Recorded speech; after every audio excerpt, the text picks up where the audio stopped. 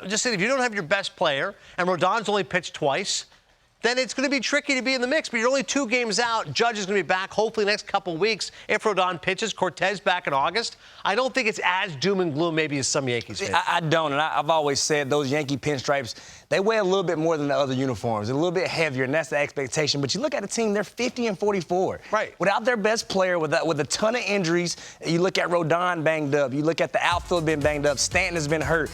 And they're still right there in the mix. Unfortunately, they play in the best division in baseball. If they were in any other division, we'll be praising the Yankees, talking about how good they are. But because their injuries, they've been a little banged up. I do think they could really use a corner outfielder. I think we've said it before. Bellinger's name keeps being out there. I think he's a guy looking healthy, getting him back as well. But for me, the biggest thing that they need is health. They need guys to get back on the field. I think if they were healthy, we would have a much better feel of where they really are. But right now, still being afloat, not all the way healthy, I think you have to be optimistic. And maybe that's me. I'm notoriously optimistic. But you look at where they are in this division. Yeah. They get Judge back. We saw the type of catalyst he can be and how he can spark a team. And that's contagious. Good baseball contagious. Having your leader back in that clubhouse, back in the lineup, is contagious. So getting him back, I think will do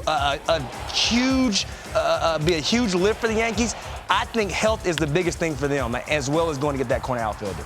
Man, it's so much, when you look at not having Judge and then trying to get Stanton rolling. But they have a slew of guys that's struggling. And I know one thing you can't do, and you know this, you can't just throw anybody out in the outfield. You can't just throw any guy out in the position and hope for the best. And then we all know about that ball finder. It's going to find you, right? It's going to find you in situations where you need W's.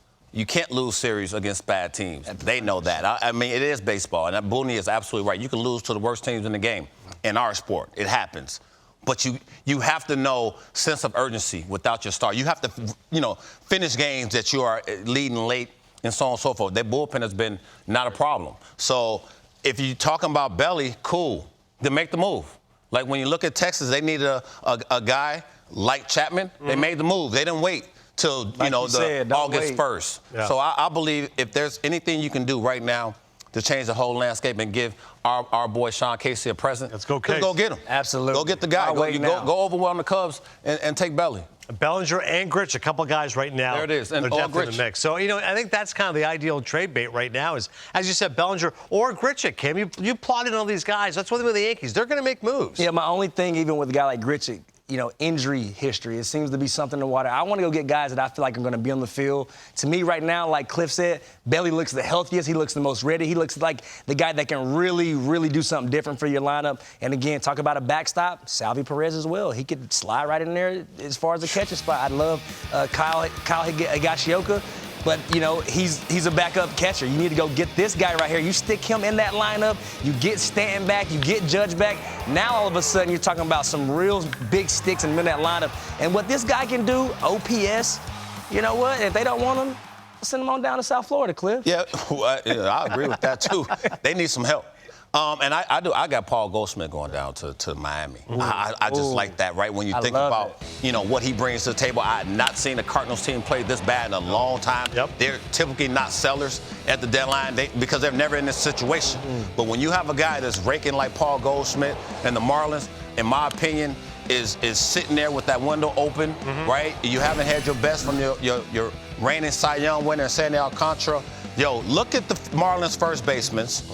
And look what Goldie's doing. And when I say that is no disrespect to the Marlins first basemen, it is not their fault. When you look around this league, when you look around that team, they've done it as a whole winning. They've done it as a whole, doing little things right, getting guys in from third base, guys getting opportunities like Myers to play center field, his only 8th game in center with Jazz out, making that transition.